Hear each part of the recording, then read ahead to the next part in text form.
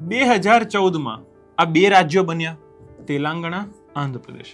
આ બે રાજ્યો બનવા પાછળનું કારણ શું હતું? કારણ કે તેલંગાણા ઉત્તરનો જે આંધ્રપ્રદેશનો વિસ્તાર હતો, હૈદરાબાદ વાળો, ત્યાં વધુ વિકાસ જોવા મળતો હતો, અને જે આંધ્રપ્રદેશનો આ રીજન હતો ને ત્યાં ઓછો વિકાસ જોવા મળતો હતો, અને આના લીધે જે ડિસ્પેરિટી ઊભી થઈ હતી એને લઈને આંધ્રપ્રદેશના લોકોની માંગ હતી કે ભાઈ બે રાજ્યો અહીંયા થવા જોઈએ. તેલંગાણાના લોકોની માંગ હતી કે બે રાજ્યો થવા જોઈએ, જેથી જેને જે જરૂરી ફોકસ છે આપી શકાય.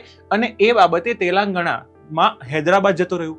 કેટલાક સમય સુધી તેલંગાણાનું હૈદરાબાદ અને આંધ્રપ્રદેશ બંને એક કમ્બાઇન રાજધાની તરીકે કામ કરતું હતું, અને આ જ લોકેશનથી બધું કામ ઓપરેટ થતું હતું. અહીંયા ઉદાહરણ તરીકે જોઈન્ટ પબ્લિક સર્વિસ કમિશન ચાલતું હતું.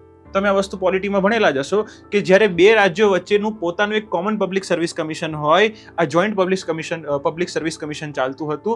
એ અહીંયા બધું કામ સાથે કરતું હતું.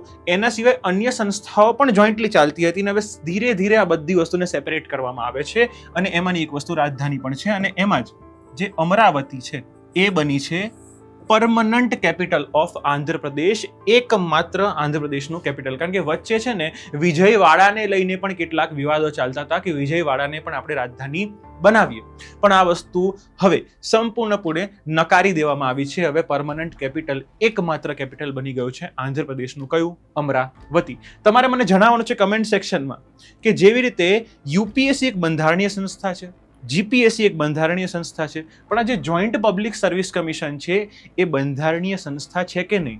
અને જો છે તો કયા આર્ટિકલ મુજબ છે, અને જો નથી તો એ કયા પ્રકારની સંસ્થા છે? તમારે મને કમેન્ટ સેક્શનમાં જણાવવાનું છે.